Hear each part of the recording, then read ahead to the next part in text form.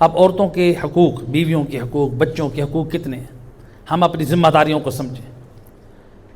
مرد کے لیے گھر میں بیٹھنا، بیوی بچوں کے ساتھ بیٹھنا کتنا پسندیدہ عمل ہے۔ روایت حضرت محمد مصطفیٰ صلی اللہ علیہ وآلہ وسلم، آپ فرماتے ہیں سید الرسل مسجد نبوی میں بیٹھے ہیں اور آپ کے ارد گرد اصحاب بیٹھے ہیں، فرماتے ہیں جلوس المرء عند عیالہ احب الی اللہ من اعتکاف فی مسجدی ھذا۔ رسول اللہ فرماتے ہیں جو مرد اپنی بیوی اور بچوں کے ساتھ بیٹھے، ان کے ساتھ وقت گزارے، ان کو محبت دے، ان کو ٹائم دے، رسول اللہ فرماتے ہیں ایسا شوہر، ایسا مرد اللہ کے نزدیک پسندیدہ ہے، زیادہ پسندیدہ ہے اس شخص کے جو مسجد نبوی میں اعتکاف بیٹھے۔ آج کتنے لوگ ہیں مسجد نبوی میں جا کر اعتکاف بیٹھتے ہیں اور پھر آتے ہیں نا وہ لوگ مبارکیں دیتے ہیں، بڑے خوش نصیب ہو، مسجد نبوی میں گئے ہو، اعتکاف بیٹھ کر آئے ہو۔ رسول اللہ فرماتے ہیں صرف مسجد نبوی میں اعتکاف بیٹھنے پر خوش نہ ہو، اس پہ فخر نہ کرو، آؤ میں تمہیں عمل بتاتا ہوں، تم اپنے گھر میں اپنی بیوی اور بچوں کے ساتھ خوشی کے ساتھ بیٹھو، ان کو ٹائم دو۔ اللہ کے نزدیک مسجد نبوی میں اعتکاف بیٹھنے سے افضل ہے۔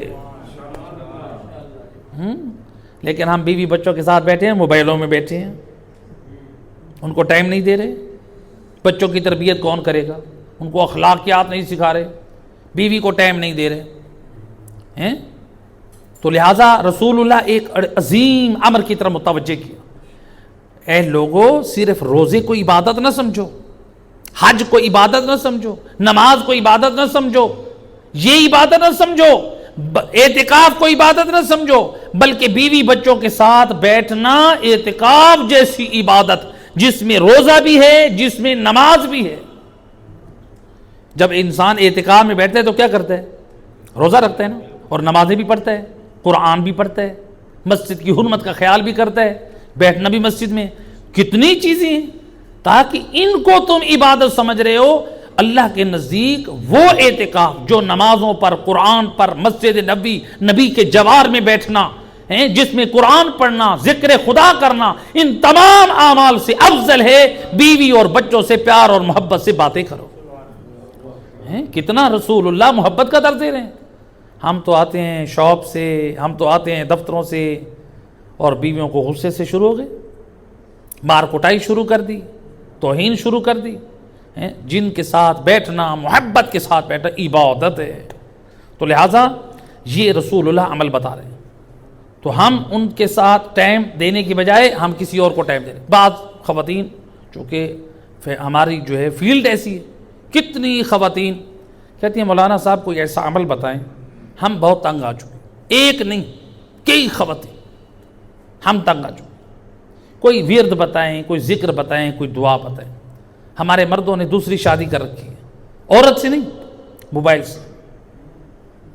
دفتر سے آئے، شاپ سے آئے، بس کھانا پیا، کھانا کھایا، پانی پیا اور جو چائے وغیرہ، اس کے بعد موبائل لے کر بیٹھے ہیں، سوتے تک دوسری سائڈ پہ موبائل لے کر استعمال کر رہے ہیں۔